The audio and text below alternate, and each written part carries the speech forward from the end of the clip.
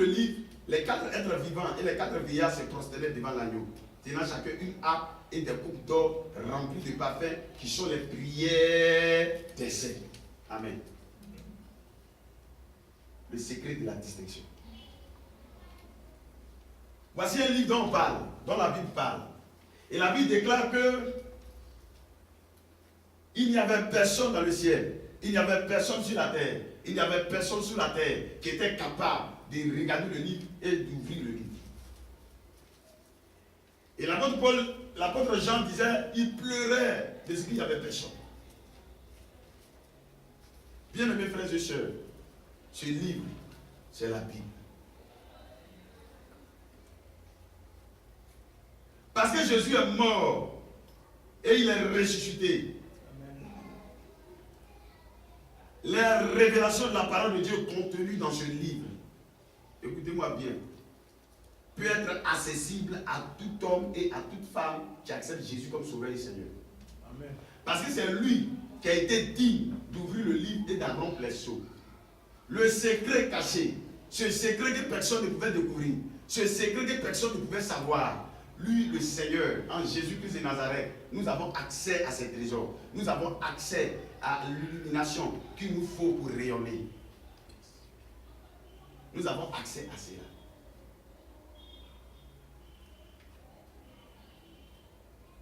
Tant que le livre ne pourra pas être ouvert, ne pourra pas être regardé, les pleurs vont continuer.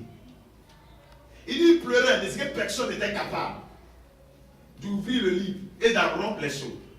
Lorsque le livre n'est pas ouvert, lorsque le livre n'est pas médité, lorsque le livre n'est pas étudié, c'est des pleurs. C'est des pleurs.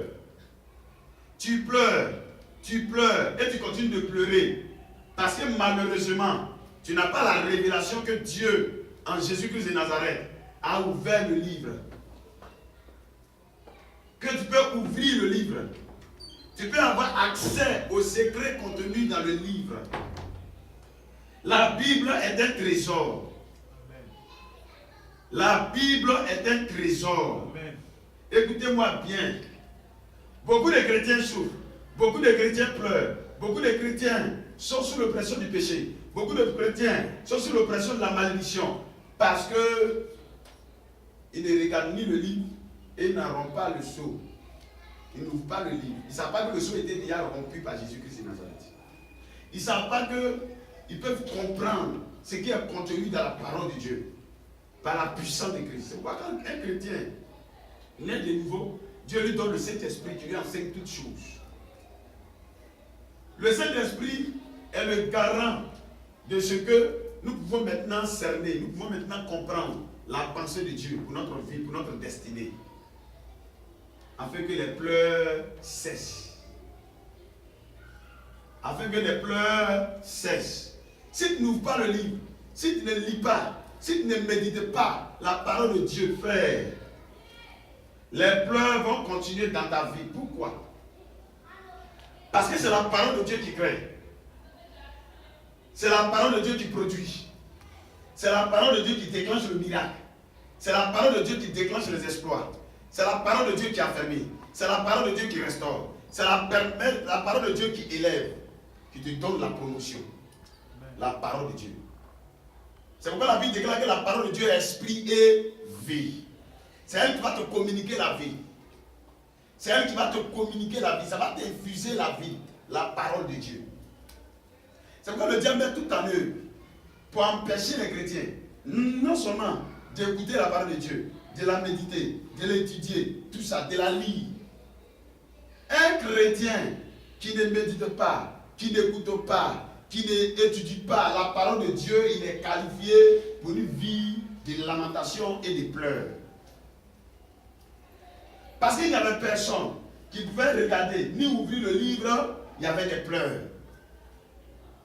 Ni dans le ciel, ni sur la terre, ni sous la terre, il y avait des pleurs. Il y avait des pleurs, il y avait des lamentations, il y avait des larmes. Alléluia. Amen. Des larmes. Ta vie n'est que larmes, ta vie n'est que pleurs. Parce que tu ne sais pas que Jésus a déjà rompu le sceau, les 7 sceaux. Que Jésus a ouvert le livre. Le livre est ouvert. Le livre est à portée. La parole de Dieu est à ta portée. La compréhension de la parole de Dieu est à ta portée. C'est pourquoi dans la parabole du Seigneur, la Bible déclare que ceux qui ont produit des fruits, c'est qui? C'est ceux qui ont entendu la parole de Dieu qui l'ont fait quoi? Qui l'ont compris. Un a produit 100, un autre 60, un autre 30. C'est le niveau de compréhension de la parole de Dieu. Ceux qui n'ont rien compris, vous savez ce qu'ils ont vécu déjà. Dans les épines, dans les rocs et le long du chemin. Mais ton niveau de compréhension de la parole de Dieu, c'est ton niveau de production. C'est la même chose. Ton expertise que tu as dans ce que tu fais, c'est ton niveau de production. Ton expertise en médecine, c'est ton niveau de production en médecine. C'est ça qui va garantir tes résultats. Ta compréhension des choses de Dieu, ta compréhension de la parole de Dieu, c'est ça qui va produire, c'est ça qui va garantir les résultats d'une vie chrétienne excellente, d'une vie chrétienne distinguée. Ta vie peut être distinguée, mais ta vie sera distinguée si tu as compris les promesses de Dieu, la parole de Dieu pour ta vie, pour ton avenir. Bien-aimés frères et sœurs, regardez le verset 8. Il dit, quand il eut pris le livre, les 4 êtres vivants et les 24 veillards se prosternaient devant l'agneau. Alléluia. Alléluia. Alléluia. Se prosternaient devant l'agneau, tenant chacun une harpe. Amen. La harpe, c'est quoi? C'est un instrument de musique. Et quoi? Des coupes d'or remplies de quoi? De parfums qui sont quoi? Justement, c'est quand le livre est ouvert que la prière des saints prend toute sa splendeur. C'est pourquoi je vous dis que un chrétien qui prie sans la parole de Dieu fait une promenade spirituelle. Quelle que soit la situation qu'il traverse, quels que soient les problèmes que tu as, bien-aimés frères, tant que tu n'es pas connecté à la bonne parole de Dieu pour ton problème, ta vie ne sera que larmes, souffrance, problème, difficulté. Si vous savez ces choses, vous êtes quoi? Heureux, pourvu que quoi? Et si tu ne sais rien, garanti. Le malheur, garanti. Mais vous voyez, malheur, le mal dans ta vie à toute heure. Bonheur, le bon dans ta vie à toute heure. C'est pourquoi dans le psaume 23, le verset 6, il est écrit oui, on n'a pas dit peut-être. Il se pourrait. S'il y a là qu'à sonner. Non. Oui, le bonheur et la grâce m'accompagneront tous les jours de ma vie. Mais avant que le bonheur et la grâce t'accompagnent, il faut que l'Éternel soit ton berger. Il faut que tu écoutes les instructions de l'Éternel. Que tu comprennes cette instruction-là pour être conduit dans les verts pâturages et près des eaux paisibles. Le secret de la distinction. C'est ça qui fait qu'il y a une différence entre des chrétiens et des chrétiens. Entre un homme et un homme, une femme et une femme. Tu es né pour être distingué parmi les siens. Tu es né de nouveau pour être distingué parmi ta génération. C'est ça on dit marquer ta génération, marquer ton temps. Ton nom ne doit pas être oublié. Mais pour cela, il te faut comprendre la parole de Christ. Il te faut comprendre la parole de Dieu. Il te faut savoir que le livre là, ça a été quoi? Ouvert. Christ a ouvert le livre. Tes prières pourront avoir de la valeur que si tu as la compréhension de la parole de Dieu. Cesse de pleurer et connecte-toi à la parole de Dieu au sujet de ton problème. C'est pourquoi la Bible est le livre des solutions. Amen. Le livre des solutions.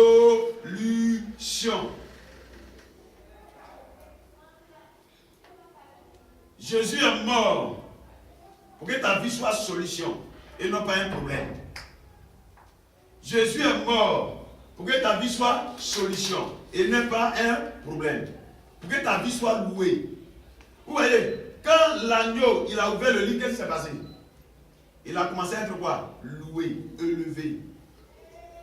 Sa suprématie, vous comprenez, a commencé à être révélée. Les veillards sont prosternés. Même des veillards.